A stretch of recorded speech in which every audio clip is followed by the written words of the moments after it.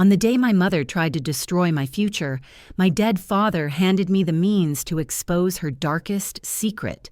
The weight of the diploma in my hand felt more real than the last 4 years of my life combined. It was thick, embossed cardstock, the university seal pressed into it with a flourish of gold. My name, Clara Vance, was printed in elegant, swirling calligraphy. Bachelor of Fine Arts, summa cum laude. I had done it. Despite everything, despite hurry, I had done it. I adjusted the tasseled mortarboard on my head, a grin splitting my face as I scanned the sea of cheering families on the university lawn. Somewhere in that crowd was my mother, and for a fleeting, foolish moment, I let myself hope she was smiling too. That hope evaporated the second I found her. She was standing apart from the other parents, arms crossed tightly over her chest, a Chanel bag clutched in one hand like a weapon. Her expression was one of polite, icy disappointment, the same one she wore when a waiter brought her the wrong vintage of wine. There was no pride in her eyes, no warmth. There was only the quiet, simmering rage of a meticulously planned future, going up in smoke.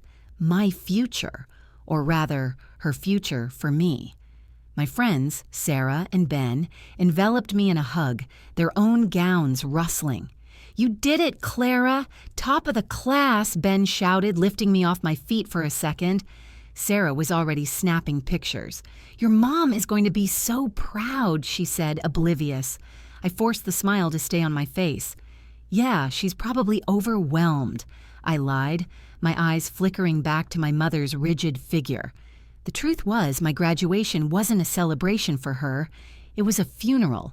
It was the day I officially buried the dream of Clara Vance, M.D., and danced on its grave with a paintbrush in my hand. I excused myself from my friends, promising to meet them at the celebratory dinner we'd planned, a dinner I knew I wouldn't be attending. My stomach was already a knot of dread. Squaring my shoulders, I began the long walk across the lawn, my graduation gown feeling less like a symbol of achievement and more like a suit of armor for the battle to come. "Mother," I said, my voice brighter than I felt. She didn't look at me, her gaze fixed on a family a few feet away where a newly minted engineering graduate was being hoisted onto his father's shoulders. "So," she began, her voice dangerously soft, "it's done. You have your little piece of paper. 4 years and a 6-figure tuition for a degree in coloring. I hope you're satisfied." "I am," I said, my own voice firmer than I expected. "I'm very proud of what I've accomplished." A humorless laugh escaped her lips. "Accomplished? Clara, don't be naive. You've accomplished nothing but guaranteeing a life of struggle. You think a gallery is going to just discover you? You think people will be lining up to buy your smudges on a canvas? Your father, God rest his soul, would be horrified." The mention of my dad was a low blow, as always. He'd passed when I was 16, and she'd used his memory as a cudgel ever since. "Dad loved my art," I retorted, the words tasting like ash. "He bought me my first easel." "He indulged a child's hobby," she snapped, finally turning to face me. Her eyes, the same shade of blue as mine, were cold as chips of ice. "He would have expected you to grow up, to do something respectable, something that wouldn't be a complete and utter embarrassment to this family's name." The happy chatter of the crowd around us seemed to fade into a dull roar. It was just me and her standing in our own personal storm. "My art isn't an embarrassment, isn't it?" She gestured vaguely at my gown. "You had a full scholarship offer to the pre-med program at Johns Hopkins." Johns Hopkins! I had the announcement printed.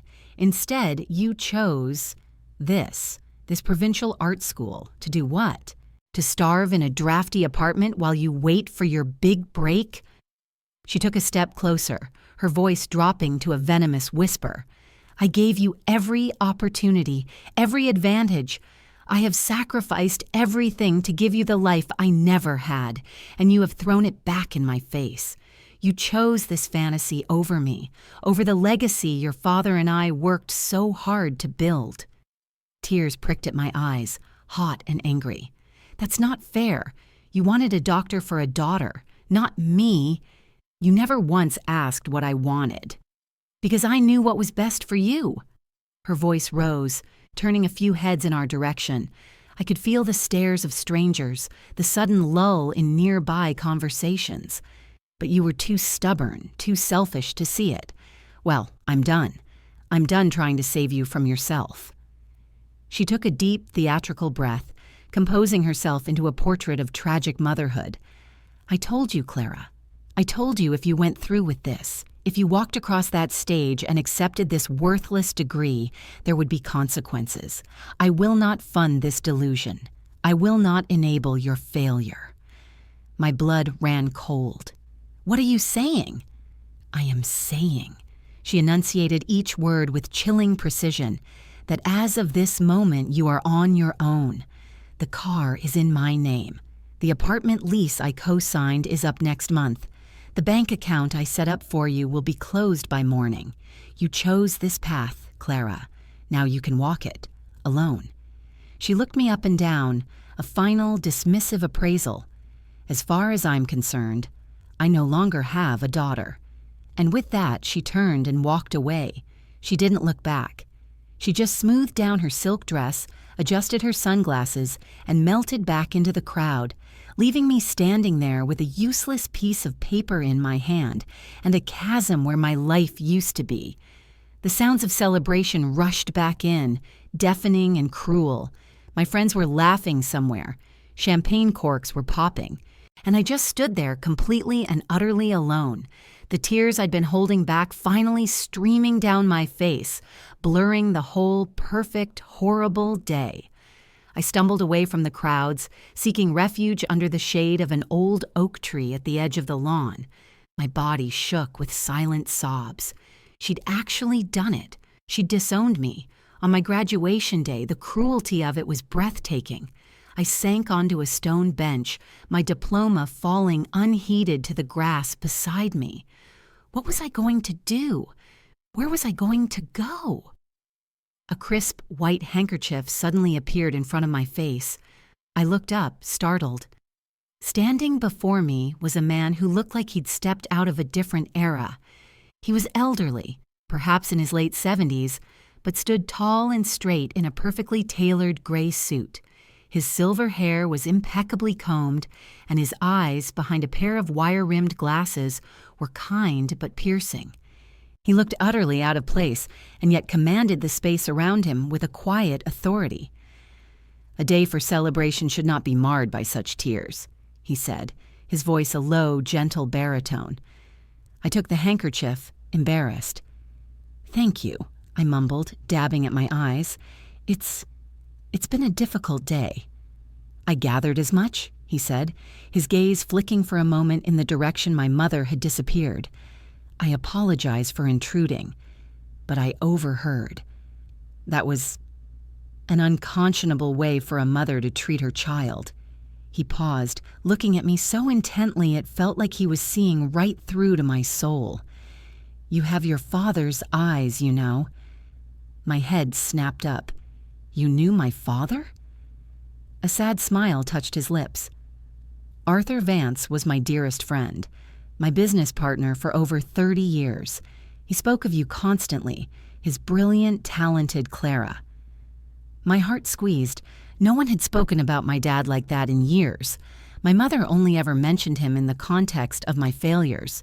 To hear this stranger speak his name with such warmth and familiarity felt like a balm on a raw wound. I don't understand," I stammered. "He never mentioned you. My mother never—" "No," the man said, a flicker of something unreadable in his expression. "I imagine she wouldn't have. Helen never approved of our friendship. She felt I was a reckless influence." He gave a small chuckle. "Arthur was the only man I ever knew who was brave enough to stand up to her. He fought to ensure you would always have the freedom to be yourself." He reached into the inner pocket of his suit jacket and pulled out a long, cream-colored envelope sealed with a wax S. He held it out to me. "Your father was a brilliant man, but he was not naive. He knew Helen's nature. He worried that one day she might try to control your life by controlling your finances, so he made alternative arrangements. I stared at the envelope, my hand trembling as I reached for it. It was heavy, made of thick, expensive paper. My name was written on the front in the same elegant script as his signature. "My name is Julian Sterling," the man said, his voice steady and solemn, "and I am the executor of your father's private trust. He made me promise that on the day you graduated college, I would find you and deliver this. He wanted you to have the means to pursue your dreams, free from any influence or obligation." He looked me directly in the eye, his expression unwavering. "That woman who just walked away may have disowned you, Miss Vance, but your father, Arthur, made sure you would never be without a legacy. His entire estate, everything he built separate from your mother, it's all in there. He left it all to his rightful heiress, to you." The world tilted on its axis. Heiress. The word felt foreign, absurd. It belonged in old movies and scandalous novels, not here, on a sun-drenched university lawn where my life had just been systematically dismantled. I stared at the man, Julian Sterling, then at the heavy cream envelope in my hand. It felt like a prop, a trick. Maybe this was some elaborate, cruel joke my mother had orchestrated to twist the knife even further. I don't believe you," I whispered, my voice hoarse. "This has to be some kind of mistake." "There is no mistake, Clara," Julian said, his kind eyes holding mine. "Arthur was meticulous. He foresaw this exact possibility. He loved you more than anything, but he was not blind to your mother's ambitions for you. He knew she would use finances as a leash. This," he gestured to the envelope, "is him cutting that leash for good. From beyond the grave." My fingers fumbled with the wax seal. It was a stylized S, for Sterling, I presumed. It cracked under the pressure of my thumb, and I pulled out a thick sheaf of folded papers. On top was a handwritten letter, the penmanship instantly, achingly familiar. It was my father's slanted, decisive script, the same script from the birthday cards he'd given me every year, the notes he'd leave on the kitchen counter. "Have a great day, my little Monet. Love, Dad." A choked sob escaped my throat. This was real. "My dearest Clara, if you are reading this, it means two things. First, you have graduated. I am so impossibly proud of you, my girl. I knew you would do it. I knew you had the talent, the drive, and the heart to see it through. Never for 1 second doubt that. The second thing it means is that I am gone, and that your mother has likely done something to force Julian's hand. For that, I am sorrier than you will ever know. I love your mother, but her love can be possessive. Her fears for your future can make her cruel. I have tried my whole life to shield you from the worst of it, and it is my deepest regret that I am not there to do so now. But I did what I could. When we married, Helen and I kept our business assets separate. It was her insistence, ironically. She came from old money. I was just a boy with a good idea. Over the years, my company, Sterling Vance, grew beyond either of our wildest dreams. Your mother believes my shares were folded into the family estate, which she now controls. She is mistaken. My half of the company, my private investments, my properties, everything I built with my own 2 hands has been sitting in a blind trust, a trust that activates today with you as its sole beneficiary. This is not a gift, Clara. It is your birthright. It is the freedom you deserve. Do not let anyone, especially not your mother, make you feel guilty for claiming it. Live your life. Paint the world in colors no one has ever seen before. Build something beautiful. Be happy. That is all I ever wanted for you. Know that I am with you, always, all my love." Dad tears streamed down my face, dripping onto the crisp paper, smudging the ink of his name. They weren't tears of sorrow anymore, but of a profound, earth-shattering love.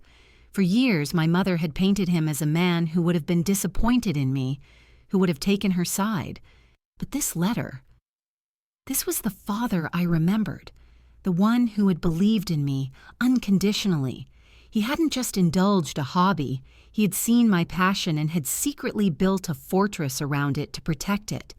Beneath the letter were official-looking documents, trust agreements, deeds, account numbers, and a summary statement that made my head swim.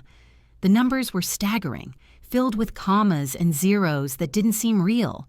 Sterling Vance Enterprises, real estate holdings in 3 different cities, a portfolio of stocks and bonds that could fund a small country. My mother had cut me off from a student allowance and a co-signed apartment. My father had left me an empire. He called it the Monet Fund, Julian said softly, a fond smile on his face. It was his little joke. I don't know what to do with this, I said, feeling completely overwhelmed. I was an artist. I knew how to mix pigments and stretch a canvas. I didn't know the first thing about trusts or stock portfolios. You don't have to do anything right now, Julian assured me, except breathe. I am the executor, and I will be your advisor for as long as you need me. We will go through everything step by step. But there is a more immediate problem. His tone grew serious. Your mother has cut you off. Where will you go tonight? The practical reality of my situation crashed back down on me.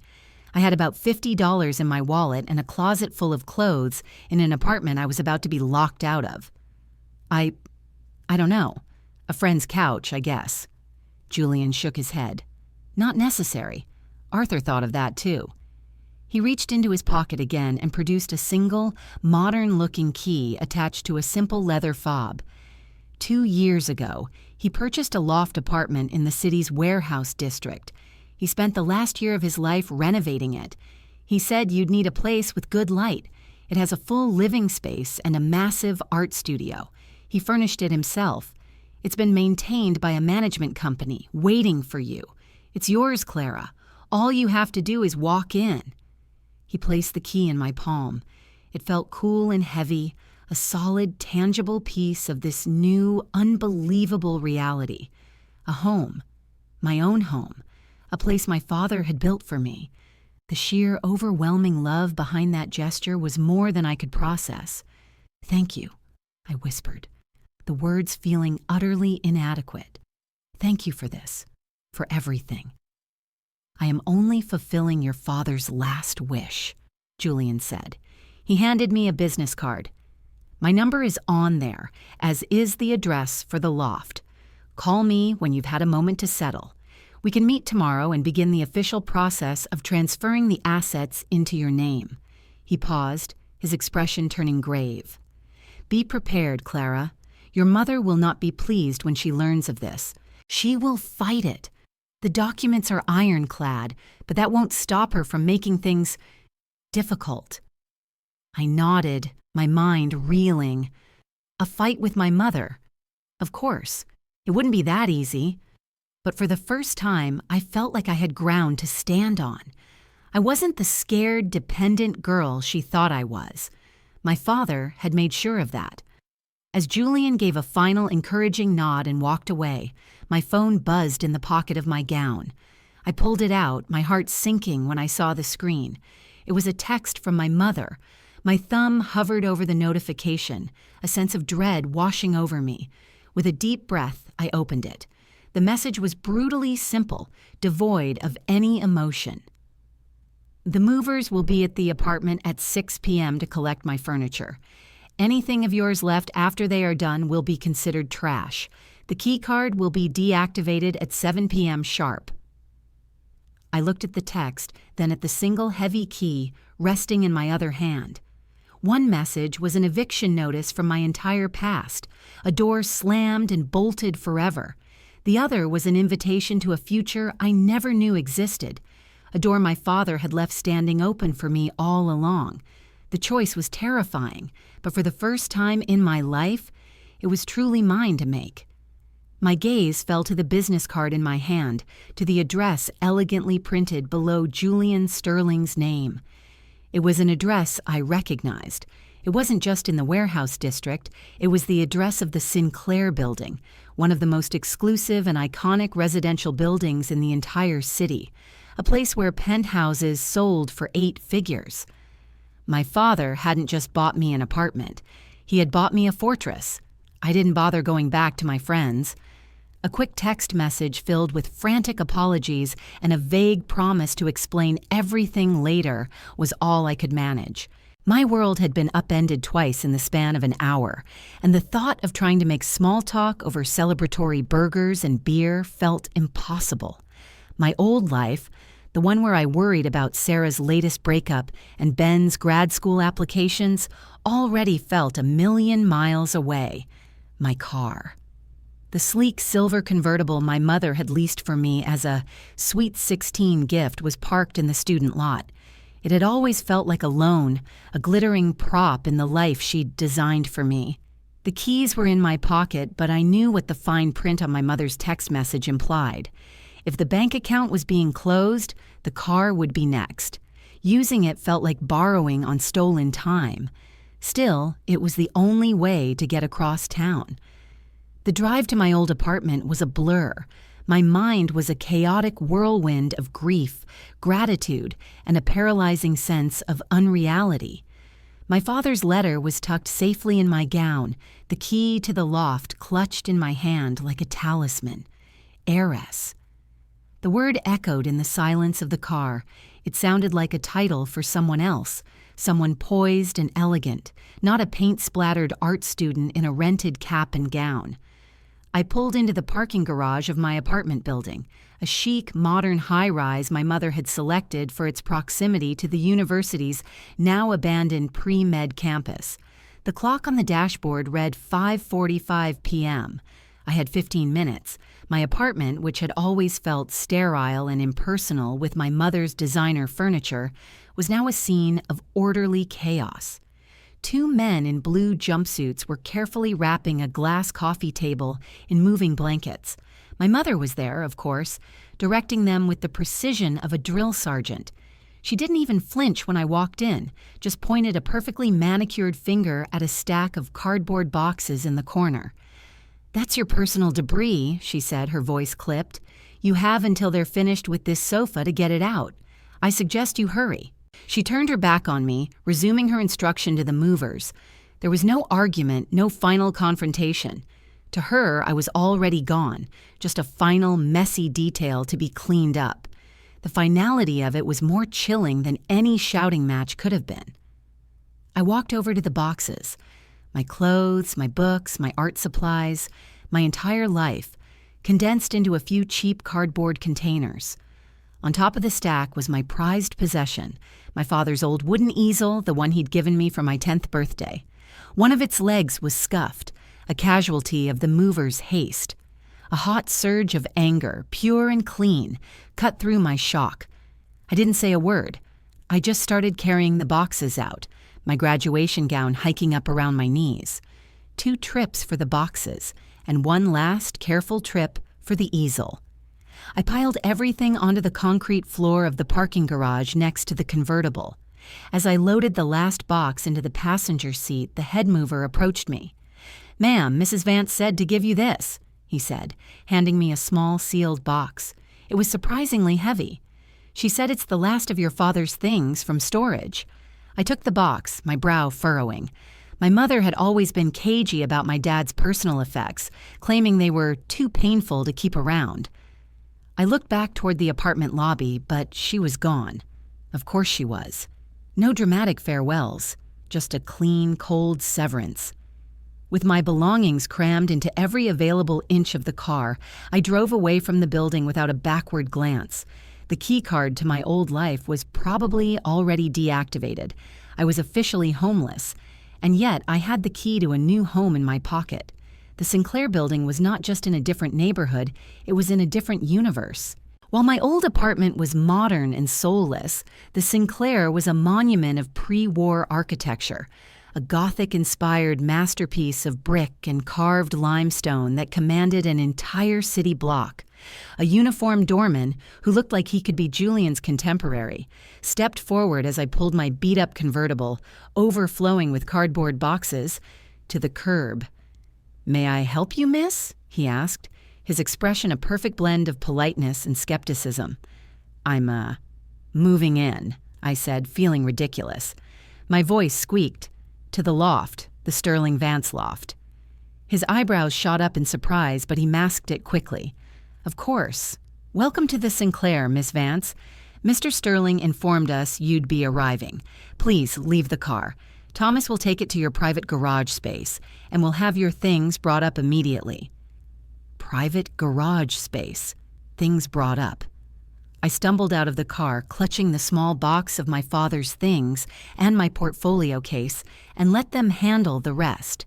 The lobby was even more stunning than the exterior, a cavernous space with marble floors, soaring vaulted ceilings, and a massive, roaring fireplace. Even though it was the middle of May, it felt more like a cathedral than an apartment building. I was escorted to a private elevator at the back, one that required a special key, my key, the one my father had left for me. I inserted it, and the elevator began a smooth, silent ascent.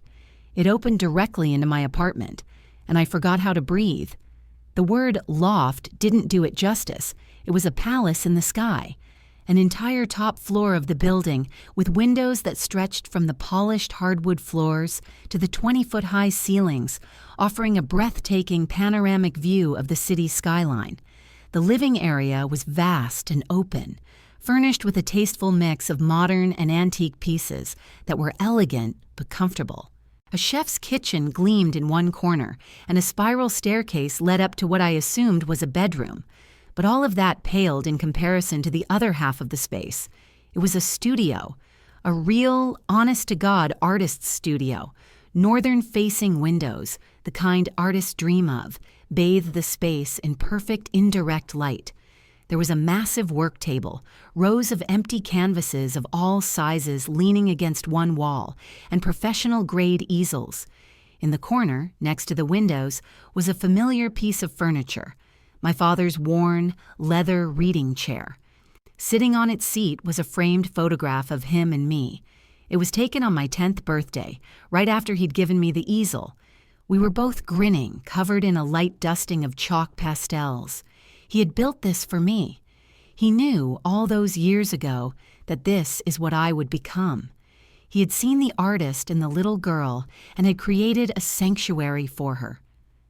I sank into the chair, the soft leather molding around me like a hug, and finally let myself cry, not for what I had lost, but for the incredible, impossible thing I had found. After a few minutes, I collected myself. My boxes had been deposited neatly by the door. I decided to start with the small, heavy box from my mother, the one with my father's last things. It felt important, a final piece of the past before I stepped into the future. I found a utility knife in a drawer full of brand new art supplies and sliced the box open. Inside, nestled in yellowed tissue paper, were things I hadn't seen in years. His favorite fountain pen, a tarnished silver money clip, a collection of worn paperback thrillers, and at the bottom, a heavy leather-bound journal, his journal. I opened it tentatively. The first page was dated just a few months before he died. His familiar script filled the page, but it was shakier than I remembered. My hands trembled as I read the first entry. It wasn't about business or daily life. It was about my mother. He wrote about arguments, about her increasing obsession with appearances and status. He wrote about her disapproval of his friendship with Julian Sterling. He wrote about his fear that she was trying to isolate him, to control the narrative of their life. Then, a few pages in, I found a passage that made my blood run cold. Helen is demanding I merge my Sterling Vance assets with her family trust. She calls it simplifying our estate, but I know what it is. It's a power play. She's been meeting with her lawyers behind my back. Julian warned me this would happen. He says she's trying to find a way to contest our prenup, to gain control of my half of the company. I would never let that happen. SV is my legacy for Clara. I have to protect it. I have to protect her. I flipped through the pages, my heart hammering against my ribs. It was a horrifying chronicle of his last few months, a story of a man trying desperately to shield his daughter from a wife he no longer trusted. He detailed every step he took to create my secret trust, the legal firewalls he and Julian constructed. And then I got to the final entry. It was dated the day before his accident. The handwriting was jagged, frantic. She knows. I don't know how, but she knows about the trust. We had a terrible fight. She said I was betraying her, stealing our daughter's future. She said I didn't know what she was capable of. She said she would do whatever it takes to fix what I've done. I'm meeting Julian tomorrow to sign the final papers and move them to a secure vault. Something feels wrong. I feel like I'm running out of time. The journal slipped from my fingers, landing with a soft thud on the hardwood floor. His accident. It had been a car crash on a rainy night, a single-car incident. The police said he must have lost control on the slick road. Tragic, they called it. An accident. But reading his final words, seeing the raw fear in his frantic script, a dark, terrible suspicion began to bloom in the pit of my stomach, a weed choking out everything else. My mother's words echoed in my mind. I will not enable your failure. I no longer have a daughter. And his words. She said she would do whatever it takes. I stood up, my body shaking, and walked to the massive wall of windows overlooking the glittering, indifferent city. Was it possible? Could my father's death not have been an accident at all? The city lights blurred into a glittering tapestry of suspicion. Each headlight streaking down the avenue below felt like a shard of glass, sharp and dangerous, an accident. For 6 years, it had been a simple, tragic fact. My father was gone because a wet road and a moment of lost control had conspired against him. But his journal didn't read like the thoughts of a man about to have an accident. It read like the testimony of a man who feared he was being hunted. She said she would do whatever it takes. The phrase looped in my mind, a venomous, echoing whisper. What was my mother capable of? I thought of her standing on the lawn, her face a mask of cold fury as she surgically excised me from her life. There was no grief, no hesitation, just a chillingly efficient disposal of a problem. If she could do that to her own daughter, the daughter she claimed to love, what would she have done to a husband who was actively defying her, threatening her vision of control and legacy? My blood ran cold. This was insane. I was letting grief and shock twist my thoughts into something monstrous. My mother was controlling, manipulative, and cruel, yes, but a murderer? It was the stuff of crime novels, not my life. And yet, the journal lay open on the floor, a leather-bound accusation. My father's fear was palpable on those pages. He wasn't a paranoid man. He was pragmatic, level-headed. For him to write those words, he must have been truly terrified. I snatched up my phone, my fingers fumbling as I dialed Julian Sterling's number. He answered on the second ring, his voice calm and steady. "Clara, I'm glad you called. Is the loft to your liking?" "The loft is... It's incredible, Julian, but that's not why I'm calling." My voice was a shaky whisper. "It's about my father. My mother, she gave me a box of his things. His journal was inside." There was a sharp intake of breath on the other end of the line. "His journal? Helen gave it to you? I thought she had destroyed it." "She didn't. Julian, I read the last entry, the one from the day before he died. He said she knew about the trust. He said she threatened him." I squeezed my eyes shut, forcing the next words out. "Do you think... Is it possible his death wasn't an accident?" The silence that followed was heavy and long. It stretched for so long I thought the call had dropped. When Julian finally spoke, his voice was laced with a weariness that seemed decades old. "Arthur was my best friend, Clara. For 6 years, I have asked myself that same question every single day." My knees felt weak. I sank back into my father's leather chair. "So you suspected too?" "Suspected? Yes, but suspicion is not proof. The police investigation was thorough.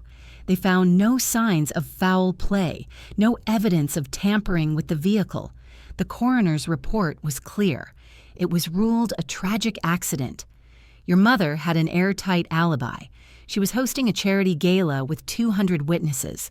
There was nothing to pursue. He sighed. Arthur was under immense stress. It is plausible that he was distracted, that he simply made a fatal error on a dangerous road.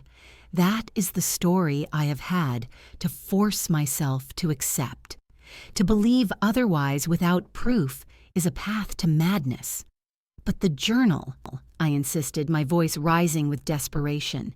This is his own words. He was scared of her. I know, Clara. I know what he wrote. He called me right after he wrote that entry. He told me about the fight, about Helen's threats. He was agitated. I told him to drive straight to my house, that we would put the trust documents in my personal safe. He never made it. The pain in Julian's voice was raw, a wound that had never healed. The journal is a record of his state of mind, but legally it's not proof of anything more. It shows motive for Helen, certainly, but it doesn't prove action. I felt a wave of despair. He was right. It was a father's fears, not a smoking gun. My mother was clever.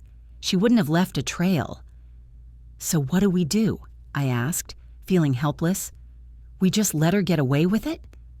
We do what your father wanted, Julian said, his tone shifting, becoming firmer, more resolute. We secure his legacy for you. We proceed carefully and legally. The first step is the official transfer of the trust. We have an appointment with the attorneys tomorrow morning at 10. Once you are officially in control of your father's shares in Sterling Vance, your mother's power is significantly diminished. She will be contained. That is the justice your father planned for. Contained, not convicted. It wasn't the justice I suddenly craved, but it was a start. It was the only move I had. Okay, I said, taking a shaky breath. Okay, 10 a.m. I'll be there. Good. And Clara, Julian added, his voice softening again, get some rest. I know this is an incredible amount to process, but you are not alone in this anymore. After the call, I wandered through the silent, cavernous loft. It was a ghost house, filled with the love of a man I barely got to know as an adult. Everything in it, the curve of a sofa, the placement of a lamp, the vast empty canvases waiting for me, was a testament to his faith in a future he never got to see. The weight of it all, the beauty and the horror, was crushing. Sleep felt like an impossible luxury. Instead, I found my box of art supplies. I pulled out a large canvas, mounted it on the best easel, and squeezed raw umber, Payne's gray, and titanium white onto a palette. I didn't have a plan, a sketch, a concept. I just started painting. I painted the fury I felt toward my mother, the gaping grief for my father, the terror of the suspicion lodged in my heart. I painted the cold, sharp lines of my mother's face and the warm, remembered light in my father's eyes. Hours passed. The sun began to rise, casting long, dusty, pink fingers of light across the studio, and I was still painting, covered in smears of gray and black, my exhaustion momentarily burned away by a creative inferno. The next morning, dressed in a simple black dress I'd found in my box of clothes, I met Julian in the lobby of a skyscraper made of glass and steel. It was the headquarters of a prestigious law firm, the kind of place that smelled of old money and billable hours. Julian looked at my tired eyes but didn't comment, simply giving me a supportive smile. The meeting was a blur of legal jargon. Trusts, fiduciaries, asset transfers. Men in $1,000 suits talked, and I signed. I signed document after document, my hand aching, until the lead attorney, a man named Mr. Abernathy, finally stacked the papers into a neat pile and smiled. "Congratulations, Miss Vance," he said, extending a hand. "You are now the majority shareholder of the Vance portion of Sterling Vance Enterprises. All assets held within the Arthur Vance Trust are legally and irrevocably yours." Walking out of the building and into the bright morning sun felt like stepping into a new skin. It was done. The fortress my father had built for me was now officially mine. Julian walked me to a waiting town car he had arranged. "What now?" I asked as the car pulled into traffic.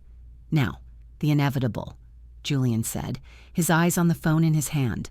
The moment the transfer was filed, an automatic notification was sent to the co-executors of the main Vance family estate, namely, your mother's attorneys. She knows by now. As if on cue, my phone began to ring. The caller ID was Mother. My stomach clenched into a tight, cold knot. I looked at Julian. He simply nodded, his expression grim but steady. I answered the call. "What have you done?" Her voice was not the icy, controlled whisper from yesterday. It was a shriek, a raw, ragged sound of pure, unadulterated rage. It was the voice of a cornered animal. "I claimed what was mine," I said, my own voice surprisingly calm.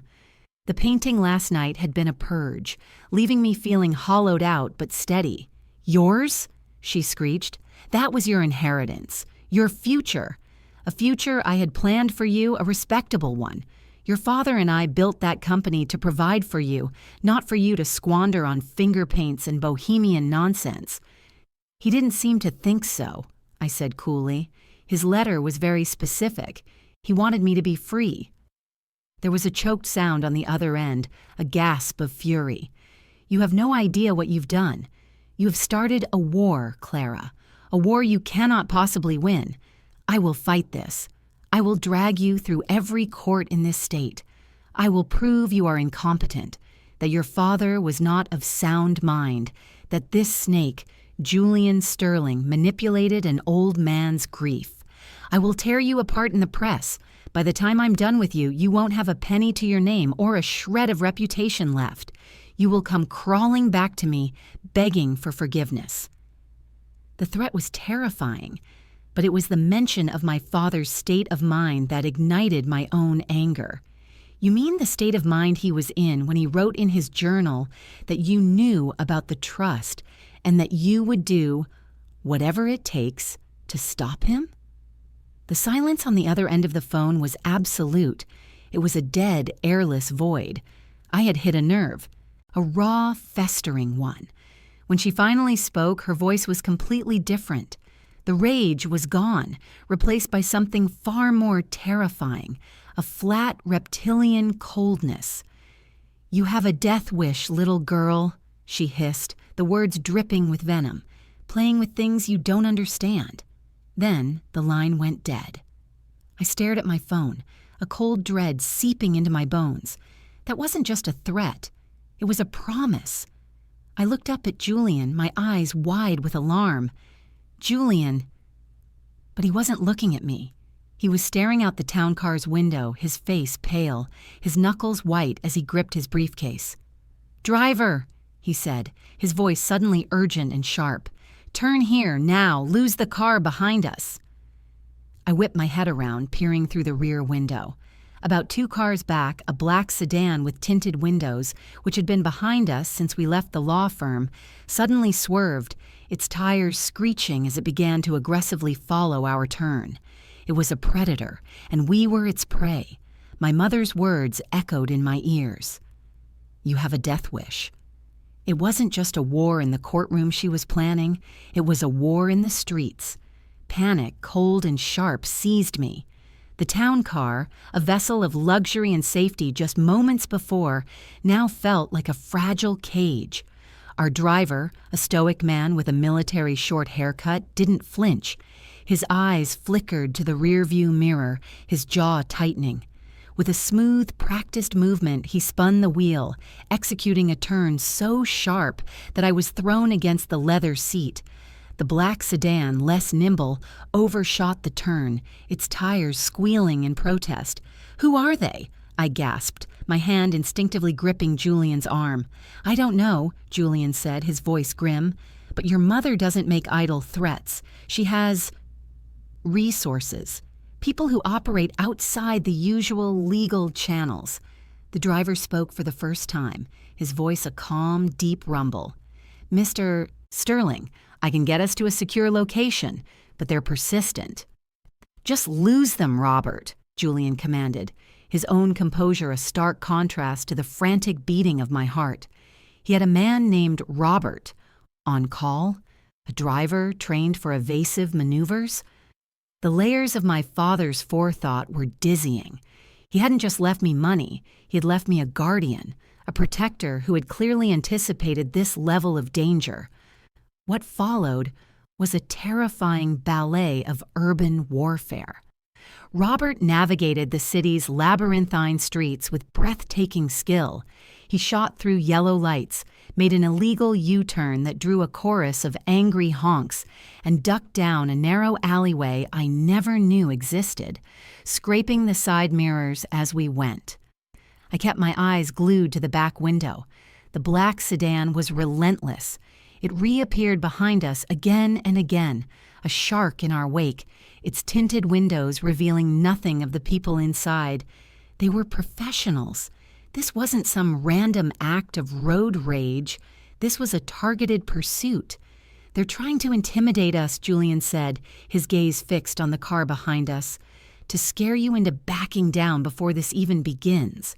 Show her that she can reach you anywhere." "It's working," I whispered, my knuckles white from gripping the seat. Finally, Robert swerved into the underground entrance of a multi-level parking garage. He didn't stop to take a ticket, speeding past the gate as the arm flew up. We spiraled down several levels into the dimly lit concrete belly of the building. He pulled into a nondescript spot between a dusty minivan and a concrete pillar and killed the engine. The sudden silence was deafening. "We wait here," Robert said, his eyes still scanning the entrance ramp in the rear-view mirror. "They don't know which level we're on. They'll have to search. It will buy us time." Time for what? My mind was racing. My mother's voice on the phone, the flat, cold promise. "You have a death wish." She wasn't just going to sue me. She was sending thugs after me, after us. The reality of my situation was settling in, heavy and suffocating. This wasn't about art versus medicine anymore. It wasn't about a trust fund. It was about my father's death. I had stumbled upon a truth she had buried for 6 years, and now she was trying to bury me with it. "Julian," I said, my voice trembling, "the journal, if they're willing to do this, then my father's death, it couldn't have been an accident. She killed him, didn't she?" Julian turned to me, his face etched with a profound sorrow.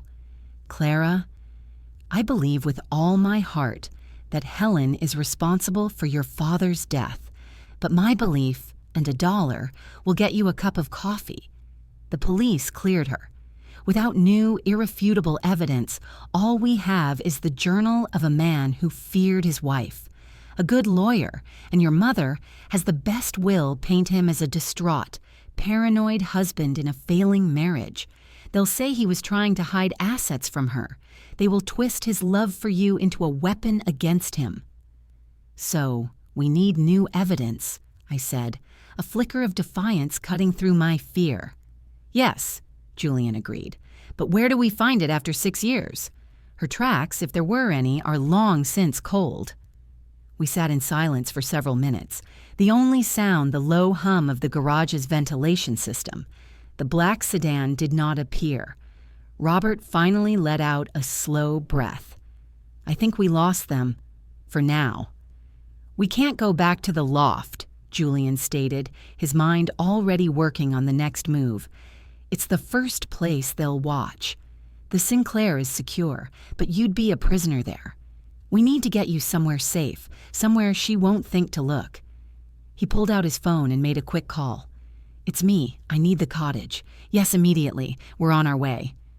He hung up and looked at me. "Your father and I bought a small property upstate years ago. A fishing cabin, really. It's rustic, secluded. Not on any official deed that connects to either of our names. It's held by a shell corporation. It's completely off the grid. You'll be safe there while we figure out our next move." An hour later, we were in a different car, a nondescript SUV Robert had waiting in another part of the garage. We left the city behind, the skyscrapers shrinking in the rearview mirror, replaced by the green blur of the countryside. I felt a strange sense of detachment, as if I were watching a movie of someone else's life. The girl who had woken up in her student apartment just yesterday, worried about finding a gallery job, was gone. In her place was this fugitive heiress, running from a mother who might be a murderer. The cottage was exactly as Julian described, a small, sturdy cabin made of dark wood, nestled in a thick forest by a serene, glass-like lake. It was isolated, the silence broken only by the chirping of birds and the rustle of leaves. It was the safest place I could possibly be, and I had never felt more trapped. Robert helped us bring in some supplies Julian had arranged to have delivered. Groceries, bottled water, a satellite phone. "I'll be staying nearby," he told us, his expression unreadable. "You won't see me, but I'll be here. Use the satellite phone if you need anything. Anything at all." And with that, he disappeared back into the trees. The next few days passed in a haze. Julian and I talked for hours, poring over the details of my father's journal. We strategized. He contacted private investigators, old contacts he trusted, tasking them with discreetly digging into my mother's life 6 years ago, looking for any inconsistencies, any loose threads. I tried to paint, to lose myself in the colors, but my hands felt clumsy, my mind distracted. Every shadow in the woods, every crack of a twig, sent a jolt of fear through me. On the third night, a storm rolled in. Rain lashed against the windows and the wind howled through the trees. Julian was on the satellite phone in the other room, talking in low, urgent tones to one of the investigators. I was trying to read, but the words just swam on the page. I felt a sudden, desperate need to see my father's face. I went to my duffel bag where I'd stashed the few personal items I'd grabbed from the loft, including the framed photo from his desk. As I picked up the photo, my thumb brushed against the back. The cardboard backing felt loose. Curious, I worked my fingernail under the edge and pried it open. Tucked behind the photo, folded into a tiny, tight square, was a small tarnished silver key and a slip of paper. It was a memo from a bank, acknowledging the rental of a safe deposit box. The box number was listed along with the bank's name and address, a small independent bank in a town I'd never even heard of. But it was the name on the rental agreement that made my breath catch in my throat. It wasn't my father's name. It wasn't Julian's. It was mine, Clara Vance. At that exact moment, Julian walked back into the room, his face pale. "That was the investigator," he said, his voice heavy. "He found something. 6 years ago, the day after your father's funeral, your mother made a single massive wire transfer, 7 figures, to an offshore account in the Cayman Islands. The account belongs to a man named Marcus Thorne." He paused, and the look in his eyes was terrifying. "Clara, Marcus Thorne was the lead mechanic at the garage that serviced your father's car." The name Marcus Thorne hung in the air, thick and poisonous. A mechanic. A 7-figure wire transfer. The day after my father's funeral. The pieces clicked into place with the sickening finality of a cell door slamming shut. This was it. This was the proof. It wasn't just a suspicion born from a frantic journal entry anymore. It was a transaction, a motive, a ghost holding a bloody wrench. "She paid him," I whispered, the words tasting like acid. "She paid him to tamper with the car, to make it look like an accident." "It seems horrifically likely," Julian said, his voice a low growl of controlled fury. He sank into a chair opposite me, the weight of 6 years of unanswered questions pressing down on him. A mechanic with a sudden, inexplicable fortune. It's the kind of loose end a professional would never leave. But Helen, she's arrogant. She probably thought the offshore account was untraceable, that no one would ever have a reason to look. "So we have her," I said, a wild, desperate hope rising in my chest. "We can go to the police. We can show them this." Julian held up a hand, his expression a mask of grim reality. "Not yet. We have a suspicious transaction. It's a powerful lead, but it's not a confession. Thorne could claim it was a loan, a private investment, anything. Your mother's lawyers would bury us in paperwork and dismiss it as circumstantial. We need more. We need to find Marcus Thorne. We need to find out what specifically he did to that car. And we need something that ties the payment directly to your father's death. My gaze dropped to the tiny, tarnished key in my palm, the safe deposit box. My father had known he was in danger. He had been so much more than just afraid. He had been preparing for the worst, laying a trail for me to follow. He had set up the trust with Julian. But this was something else. This was a secret he hadn't even shared with his closest friend. This was his final contingency, his ace in the hole, and he had hidden it in the one place he knew my mother would never look, in a photograph of a happy memory with his daughter. "Julian," I said, holding out the key and the slip of paper, "I think my father left us exactly what we need."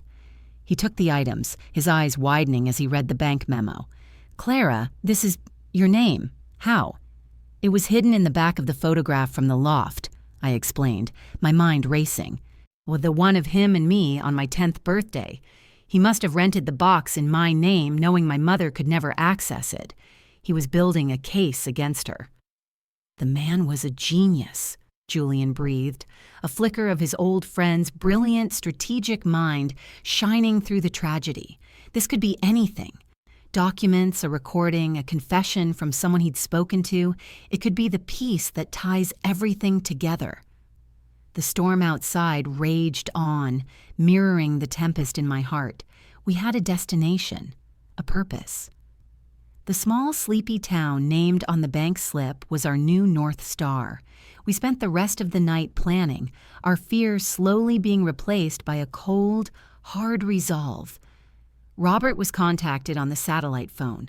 A new, clean vehicle would be arranged. We would leave before dawn. The next morning, the world was washed clean by the storm. The air was crisp and cool as we loaded our bags into another anonymous sedan Robert had procured. We drove for hours, leaving the quiet woods behind and venturing into the heart of the state's rural farm country. The town of Northwood Creek was a place time had seemingly forgotten. It had a single main street, a quaint town square with a gazebo, and a pace of life that felt decades removed from the city's frantic energy. The Northwood Creek Mutual Bank was an old, imposing brick building with tall columns and a revolving door that creaked. It felt solid, permanent, a keeper of secrets. I walked in alone. Julian waiting in the car. It had to be me. The box was in my name. My hands trembled as I presented the key and my driver's license to the elderly woman behind the counter. She peered at me over her spectacles, her expression uncurious. She checked the signature card on file, one my father must have forged for me years ago, and nodded, leading me back to the vault. The vault door was a magnificent circle of polished steel and brass, thick as a tree trunk. With a series of clicks and whirs, she unlocked it and led me into a small, quiet room lined with thousands of metal boxes. She used her key, then mine, and pulled out a long, slim metal box. "You can use the private viewing room over there, dear," she said, her voice raspy with age. I took the box into a small, wood-paneled room and closed the door. My heart was a drum against my ribs. This was it. The culmination of my father's desperate, final plan. I took a deep breath and lifted the lid. Inside, there was no stack of incriminating documents, no audio tapes, no bundles of cash.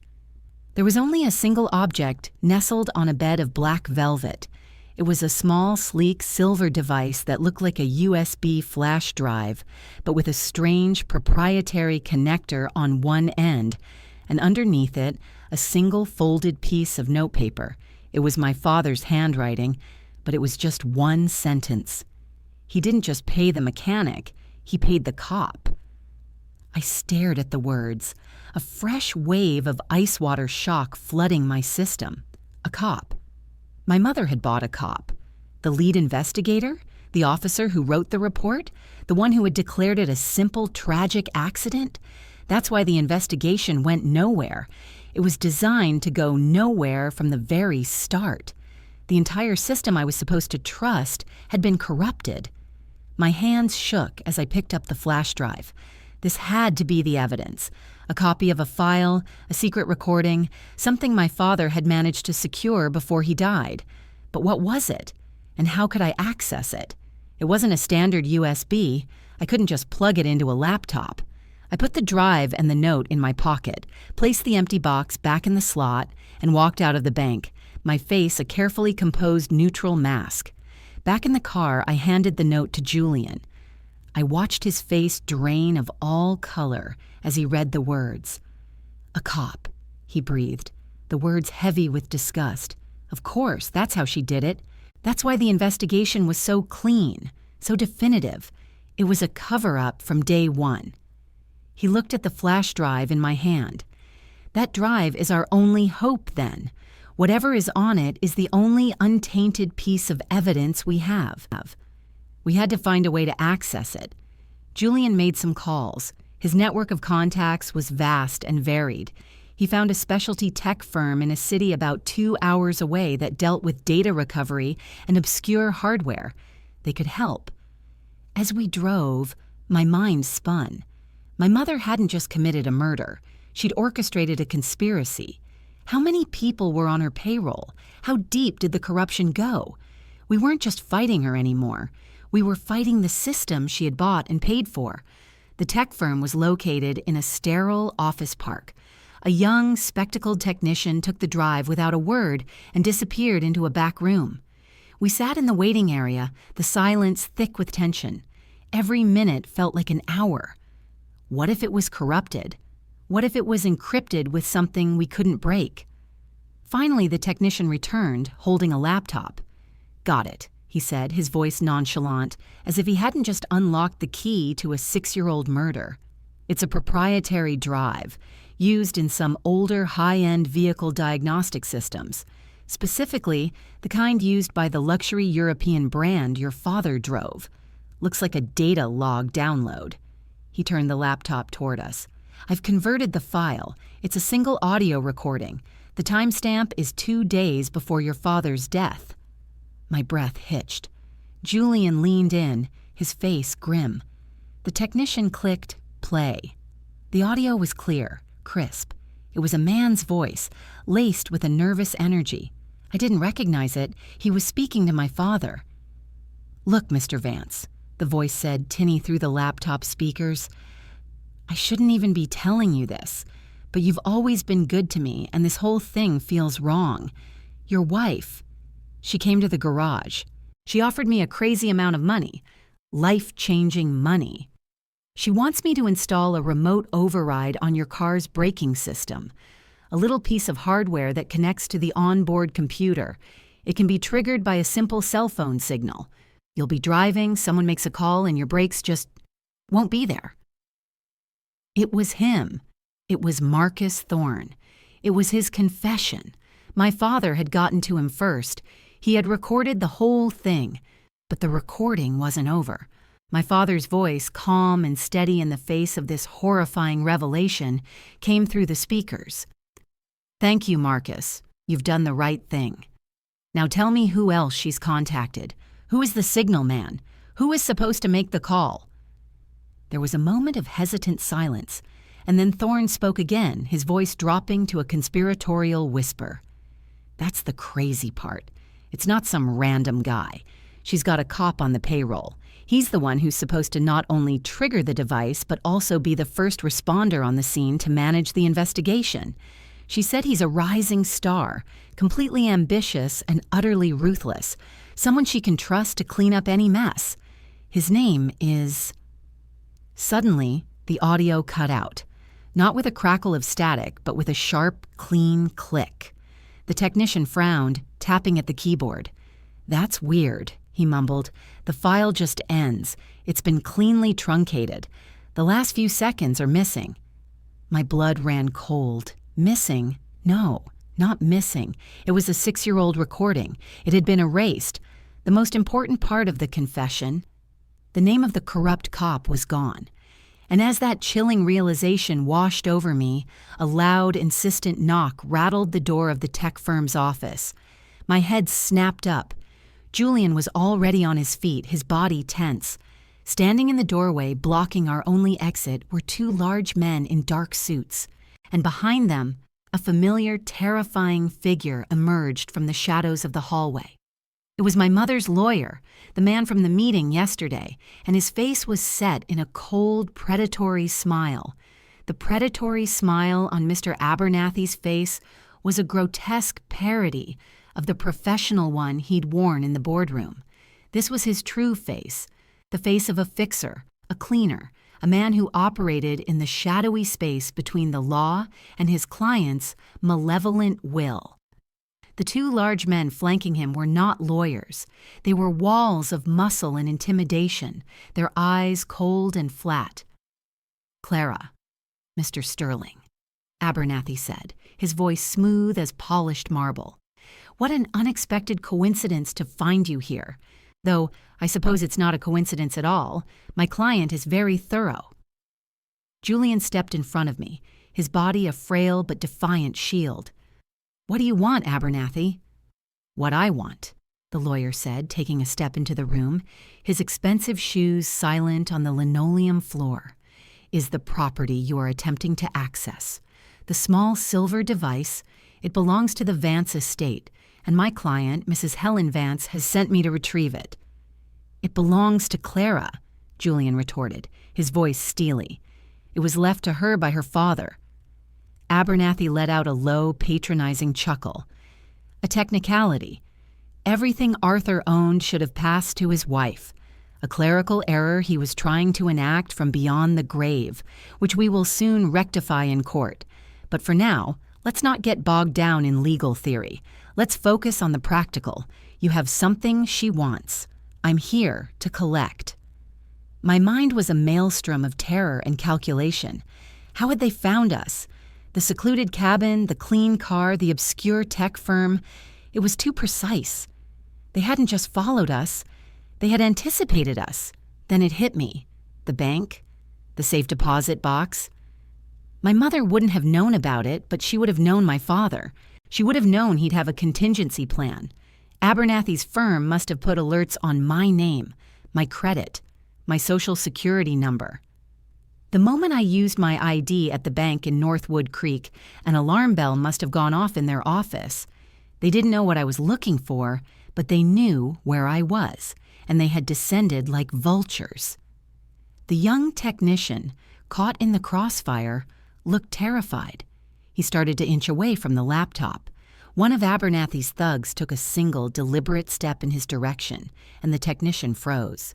"The drive," Abernathy said, his eyes locking onto the device still connected to the laptop.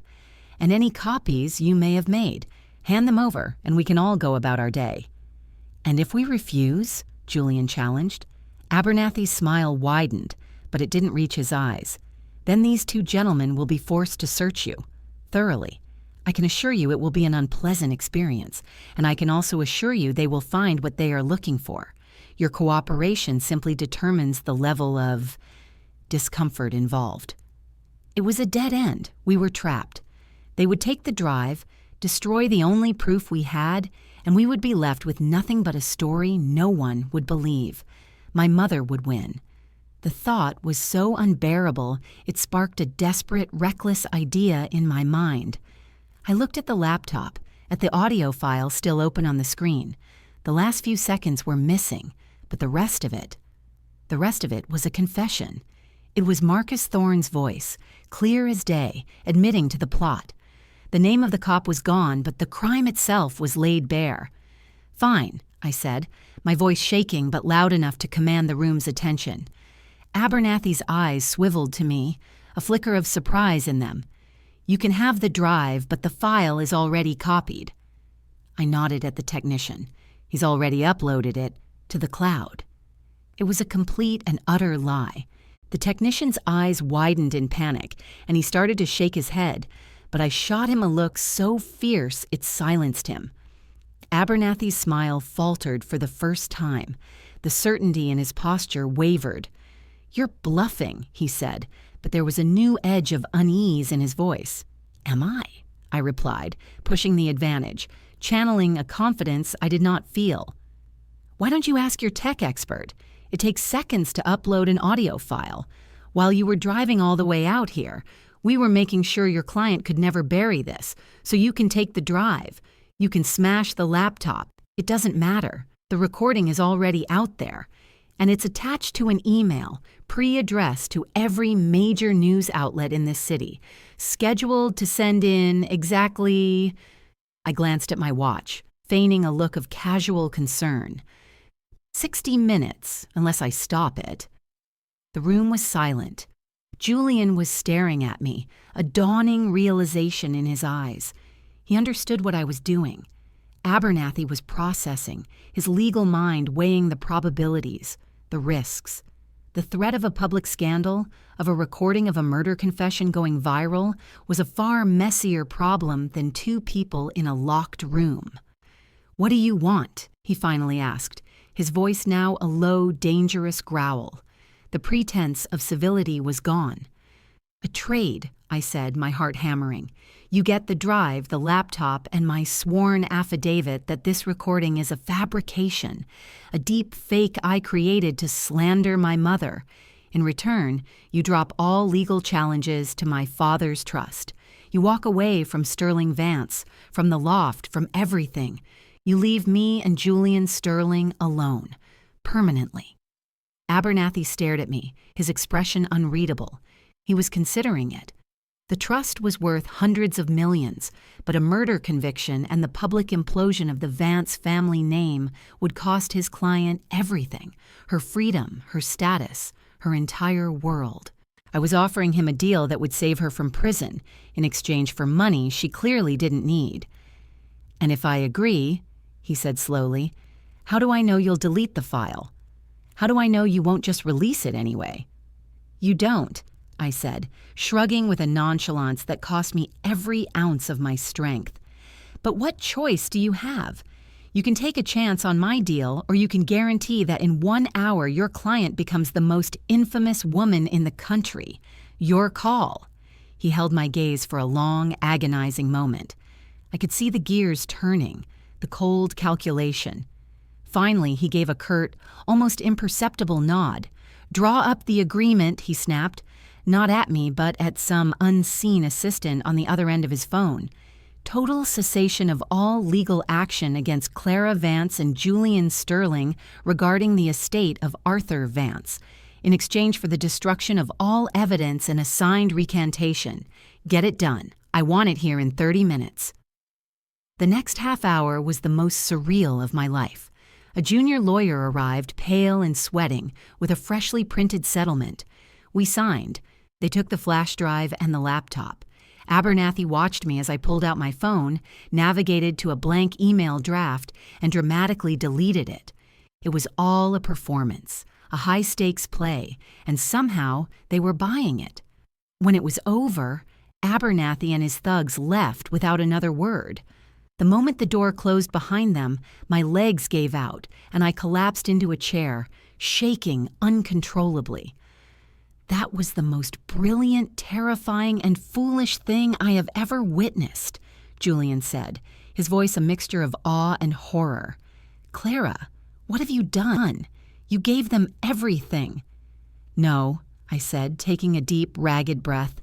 "I gave them a copy." I reached into the inner pocket of my jacket. My fingers closed around a tiny, cold piece of metal. Before the meeting in the vault, while Julian waited in the car, I had stopped at a tiny electronics kiosk on Northwood Creek's main street. It was a long shot, but I had a feeling, a premonition that we shouldn't walk into a bank with only one copy of our destiny. The kid behind the counter had been able to clone the drive's raw data onto a tiny micro SD card in less than 5 minutes.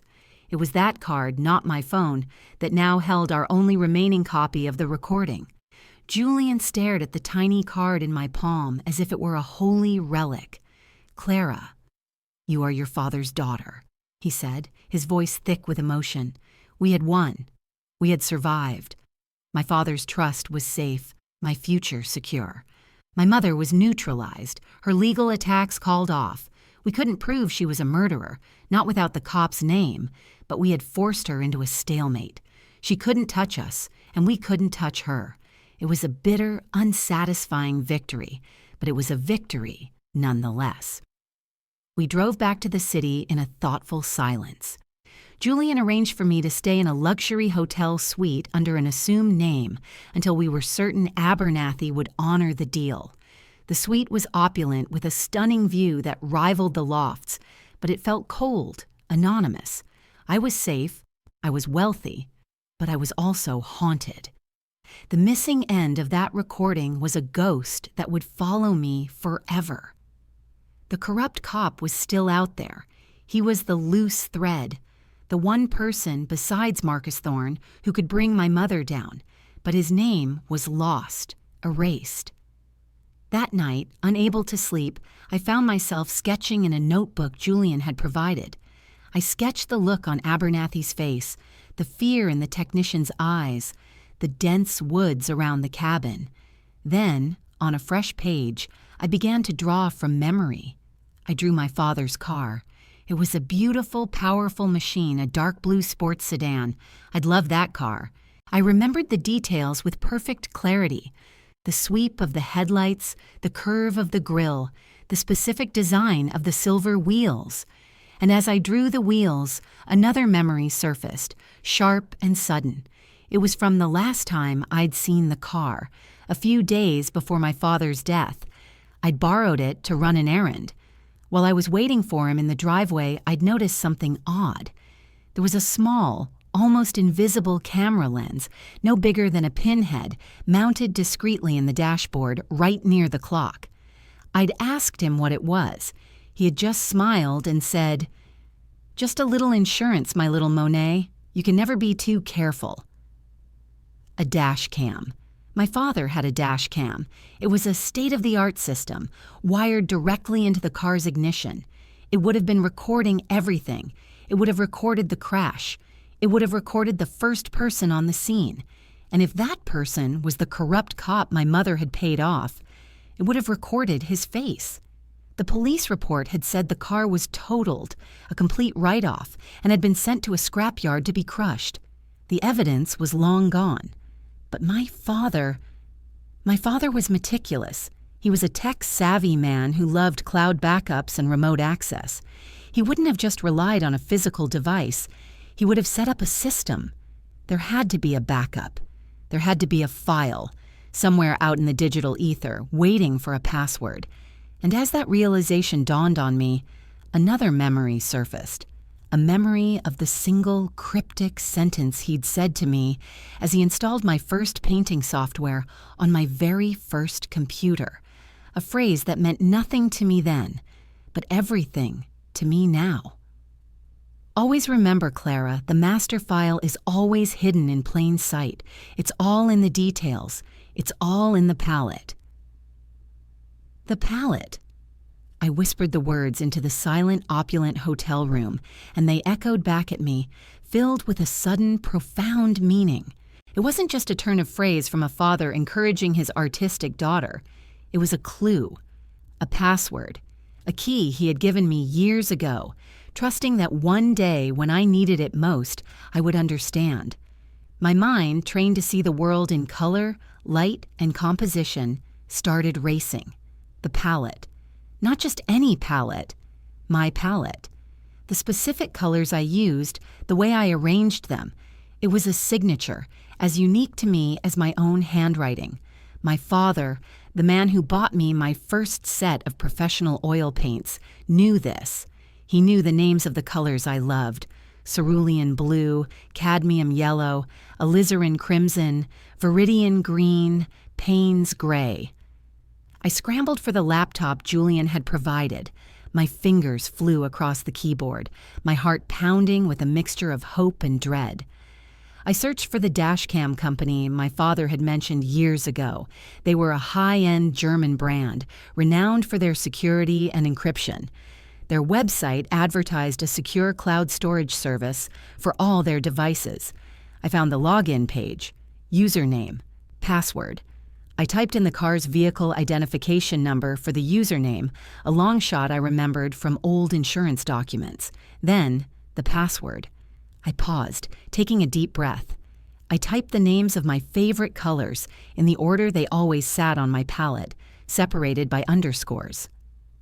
Cerulean blue, cadmium yellow, alizarin, crimson, viridian green, Payne's gray.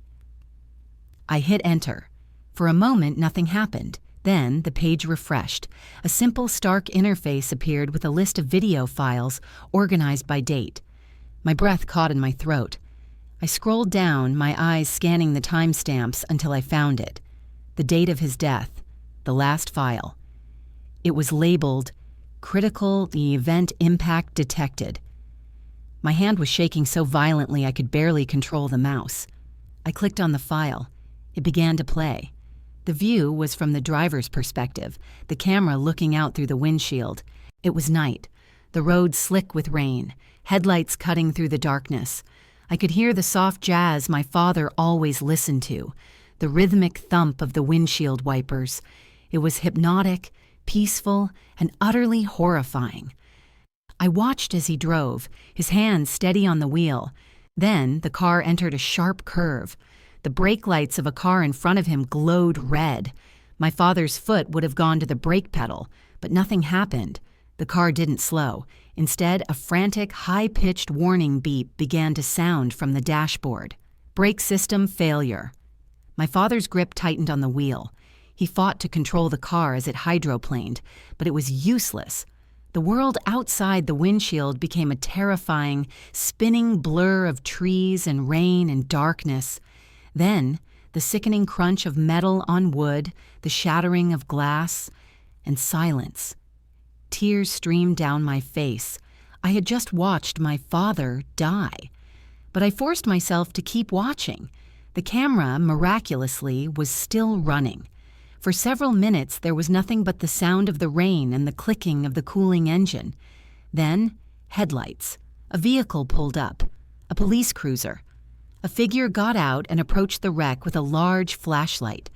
The beam cut through the darkness, illuminating the driver's side window. And for a few crystal-clear seconds, the camera captured his face. He was younger then, his face leaner, but there was no mistaking him. It was a face I had seen just the day before. It was Abernathy's junior associate, the pale, sweating young lawyer who had delivered the settlement agreement. He hadn't just been a messenger. 6 years ago, he had been a rookie cop, the cop on my mother's payroll, the rising star, ambitious and ruthless, who had been the first on the scene to ensure the accident was handled correctly. He must have quit the force and gone to law school, burying his past to work directly for the woman whose secret he kept. His presence at the tech firm wasn't a coincidence. Abernathy had brought him along as a silent, chilling message. I saved the video file. I saved a still image of his face. I had it. The missing piece. The irrefutable proof. The next morning, I didn't call Julian. I didn't call the police. My mother and Abernathy had taught me a valuable lesson. The system can be bought. A direct confrontation would just lead to a war of expensive lawyers and buried evidence. I had to be smarter. I had to use my own palette, my own tools. I spent the next 2 days locked in the hotel suite, painting. I painted with a fervor I had never known, channeling 6 years of grief, rage, and a daughter's fierce, protective love onto a massive canvas. I didn't paint an abstract expression of my feelings. I painted a portrait. I painted the young cop's face, illuminated by the flashlight beam, his expression a mixture of duty and deceit.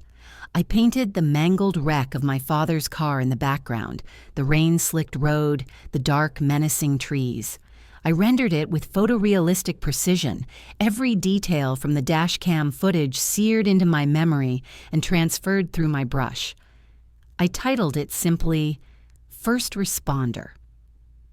When it was finished, I called Julian. I didn't tell him what I had, only that I had a plan and needed his help with one thing. I needed to arrange a solo art exhibition, and I needed it to be the biggest art world event of the year. With the backing of the Sterling Vance fortune, doors that were once sealed magically opened.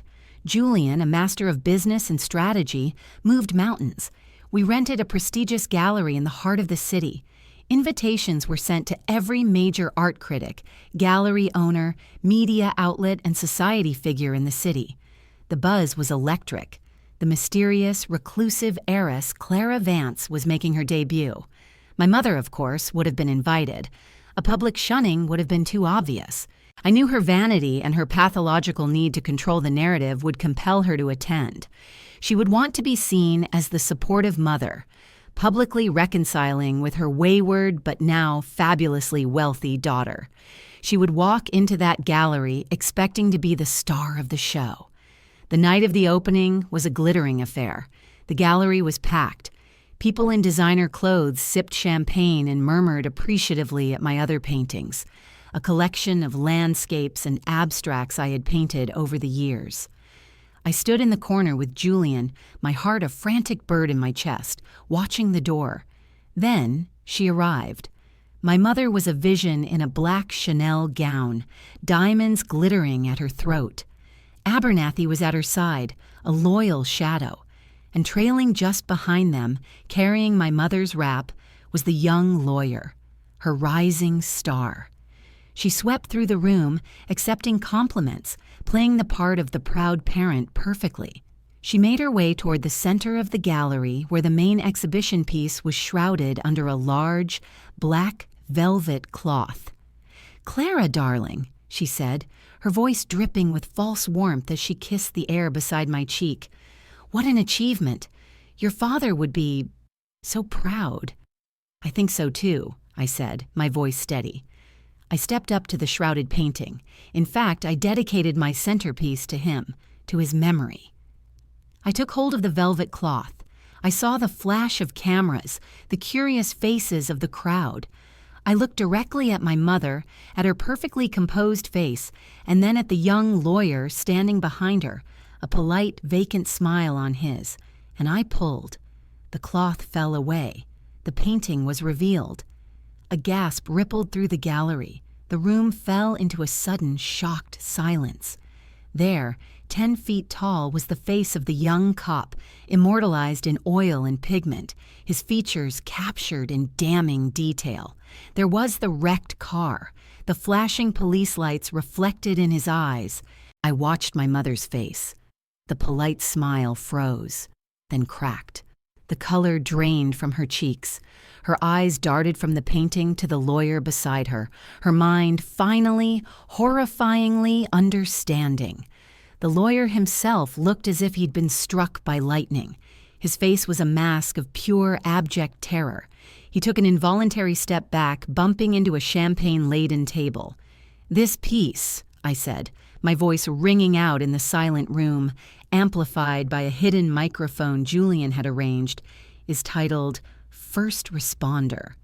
It is a tribute to the man who was first on the scene the night my father died, a man whose face was captured on my father's dashboard camera.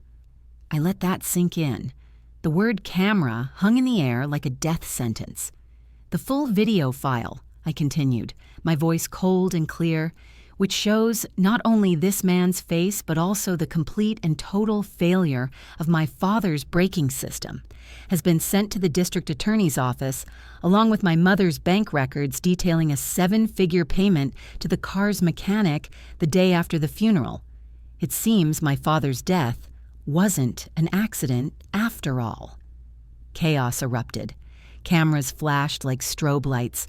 Reporters were shouting questions. My mother stood frozen, her mask of composure utterly shattered, revealing the monster beneath. Abernathy grabbed her arm, trying to pull her toward the exit, but the crowd, sensing a scandal of epic proportions, swarmed them. But my eyes were on the young lawyer. He was pale, sweating, trapped. He looked from the painting to my mother, and I saw something flicker in his eyes, the desperate survival instinct of a cornered rat. He wasn't going down for her. He was ambitious, she'd said, ruthless. And then I saw it. 2 quiet, stern-faced detectives from the DA's office, who had entered the gallery unnoticed, were now moving through the crowd, their eyes locked on him. Their path was clear. It was over. I turned away from the pandemonium and looked at my painting. It was the best work I had ever done. It was more than just a painting. It was justice. It was a daughter's love. It was the truth, rendered in a language no one could deny. My father had told me to build something beautiful, and in the end, I had. I had painted my masterpiece, and it had set us both free.